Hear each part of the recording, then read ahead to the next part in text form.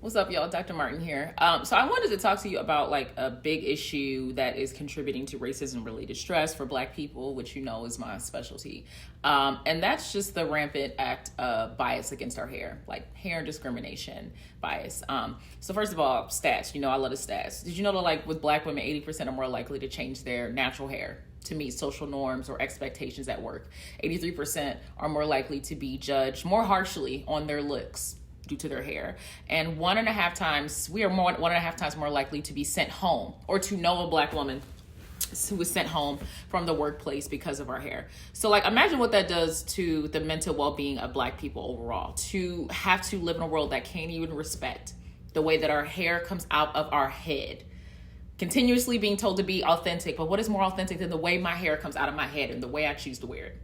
So the Creating a Respectful and Open World for Natural Hair Act, aka the Crown Act, is legislation that was authored by Representative Bonnie Watson Coleman, and it bans hair discrimination, including discrimination against natural Black hair. And this is for men, women, non-binary individuals. It bans just the natural hair discrimination. Now, the Crown Act actually passed the House of Representatives in March 2022. However, on December 14th, of 2022, Senate Republicans, following the lead of Rand Paul, who, like, he also blocked the anti-lynching bill, whatever, blocked the passage of the Crown Act. Okay, the whole purpose of this act would make discrimination of hairstyles that are just more commonly associated with a particular race or national origin a federal crime to discriminate against, right? So it would be a federal crime, and people would have to be held to a certain standard and held accountable for their actions. If it was like Bantu knots, if it was like a protective style or anything like that. Since March 2022, California was actually, not since March 2022. California was actually the first state to sign the Crown Act into law on July 3rd, 2019. And since then, like 19 states have enacted it, which isn't even half of the United States. So if anyone is still confused about whether your authenticity is a privilege, I want you to ask yourself, has anyone ever had to pass a law, any kind of legislation, so that you didn't lose your job or get kicked out of school or be prohibited from participating in activities simply because of the way your hair comes out of your head or the way you choose to wear your head?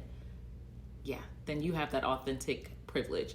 So this kind of discrimination has like mental, physical, and economic consequences. It's not enough to just put anti-discrimination legislation regarding skin color. Hair has to be included too, because hair is a form of discrimination that we face. I also want to state, Black people are not the only individuals that face hair discrimination, and y'all know that. Indigenous and Native populations in the U.S. and in Canada have been subject to the same form of discrimination all the way back to the 1870s, when federal officials in Canada and the United States stole Native children from their homes and their families and placed them in these boarding schools where, they forced them to give up their languages, their clothing, their livelihood, and their hair. Additionally, individuals who are Jewish and the Latinx community who have curly hair have often also felt forced to straighten their hair into submission, like straighten it into submission to be deemed worthy of the respect of their European American counterparts in home and school and work and all that.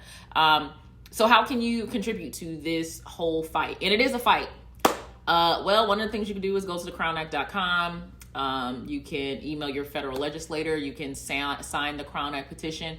You can share this video so like more people are aware that like there's still a fight to happen with the Crown Act. This Rand Paul, this thing just happened on the 14th. Make some noise about the issue so the change can actually occur. There's only 19 states who passed it. Is your state one of them? If not, ask why. I'm asking you to be an ally. I'm not asking you to be an ally. I'm not asking you to be an ally. I'm asking you to be an accomplice. That's what we need. Stop being, intimidated by the fact that our hair just defies gravity. It just is what it is.